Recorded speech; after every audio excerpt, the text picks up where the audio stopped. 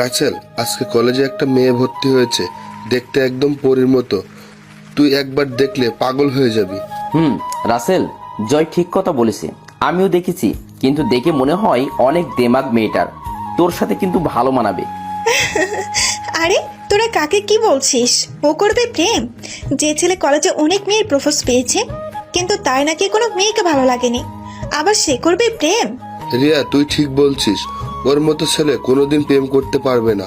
কেন, আমি কি প্রেম করতে পারি না? তাহলে তুই নতুন মেয়েটার সাথে প্রেম করে দেখা। যদি পারিস তাহলে আমরা সবাইকে এই উপলক্ষে পার্টি দেব। ঠিক আছে, আগামী 10 দিনের ভিতর আমি ওই মেয়েটার সাথে প্রেম করে দেখাবো। যদি প্রেম করতে পারি তাহলে আমি কি পাবো?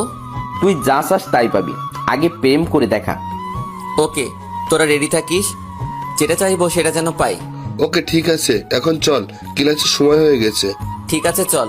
তারপর আমরা সবাই ক্লাসে চলে গেলাম। আমি আর রাফি একসাথে বসলাম। কিছুক্ষণ পর স্যার ক্লাসে ঢুকলো, সাথে একটা মেয়েকে নিয়ে।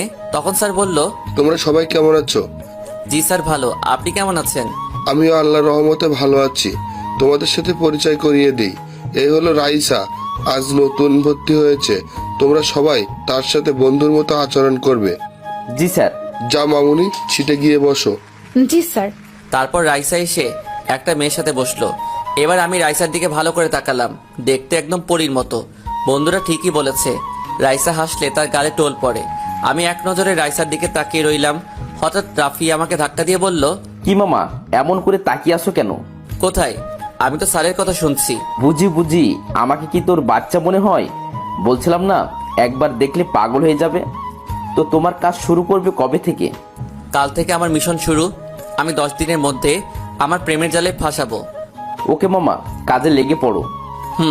তারপর সব ক্লাস শেষ করে বাহির এসে দেখি রাইসা একটা গাড়িতে উঠে চলে গেল। আমি আর দাঁড়িয়ে না থেকে বন্ধুদের থেকে বিদায় নিয়ে একটা রিক্সা করে বাসায় যেতে লাগলাম। ওহ, অনেক কথা বলে ফেলেছি, এখনো তো আমার পরিচয়টা দেওয়া হয়নি। আপনারা সবাই আমাকে চিনেন, তারপরে বলি, আমি রাসেল, এবার ইন্টার দ্বিতীয়তে পড়ি। আমার বাসা ঢাকায়। আমাদের পরিবারের জনসংখ্যা 3 জন, আমি, আম্মু আর আব্বু। আমাকে নিয়ে আব্বু আম্মুর অনেক স্বপ্ন। আমার বাবা বাংলাদেশের টপ বিজনেসম্যানদের একজন। অনেকে হয়তো ভাবছেন একজন বিজনেসম্যানের ছেলে হয়ে রিক্সা করে কেন বাসায় যাই। আসলে আমি বাবার ক্ষমতায় চলি না, আমি আমার মতো করে চলি। এতে আমার আব্বু আম্মু কিছু বলে না। তো যাই হোক, পরিচয় দিতে দিতে বাসায় চলে আসলাম। বাসায় এসে কলিং বেল চাপ দিলাম। কিছুক্ষণ পর আম্মু এসে দরজা খুলে দিল। আমি বললাম, আম্মু খিদে লেগেছে, খেতে দাও। যা বাবা, রুমে গিয়ে ফ্রেশ হয়ে আয়, আমি টেবিলে খাবার দিচ্ছি। ঠিক আছে আম্মু। তারপর আমার রুমে এসে খাটে স্কুল ব্যাগটা রেখে ওয়াশরুমে ঢুকে গোসল করে এসে দুপুরের খাবার খেয়ে একটা ঘুম দিলাম। বিকেলে ঘুম থেকে উঠে ফ্রেশ হয়ে খেলার মাঠে চলে গেলাম। মাঠে গিয়ে দেখি রাফি, জয় এক কোণে বসে আছে। তাদের কাছে গিয়ে রাফির মাথায় একটা থাপ্পড় দিলাম। ও তুই, তোর এত দেরি হলো কেন? ঘুম থেকে উঠতে একটু দেরি হয়ে গেছে, তা খেলবি না? চলো। তারপর খেলা শেষ করে বাসায় চলে আসলাম। এসে দেখি আব্বু সোফায় বসে কফি খাচ্ছে। আমাকে দেখে বলল, আমার বাবার খেলা শেষ হলো? জি আব্বু। তুমি কখন এলে? এই তো কিছুক্ষণ আগে। তা বাবা, তোমার পড়ালেখা কেমন চলছে? অনেক ভালো আব্বু। ঠিক আছে, তাহলে রুমে গিয়ে পড়তে বসো। ঠিক আছে আব্বু। পাগল ছেলে একটা। আমি আর কোনো কথা না বলে রুমে এসে পড়তে বসলাম। আসলে আব্বু আম্মু আমাকে অনেক ভালোবাসে, আমার সুখের জন্য আর কোনো ছেলে মেয়ে নেয়নি। তো যাই হোক, পড়তে পড়তে রাত 10টা বেজে গেল। আম্মু ডেকে গেছে খাবার খাওয়ার জন্য, তাই আর বসে না দেখে খাবার খেয়ে চলে গেলাম। তখন আব্বু বলল, পকেট খরচের টাকা আছে? এখন আছে, লাগলে আমি বলবো। ঠিক আছে। খাবার খেয়ে এসে শুয়ে মোবাইল টিপতে টিপতে ঘুমিয়ে গেলাম।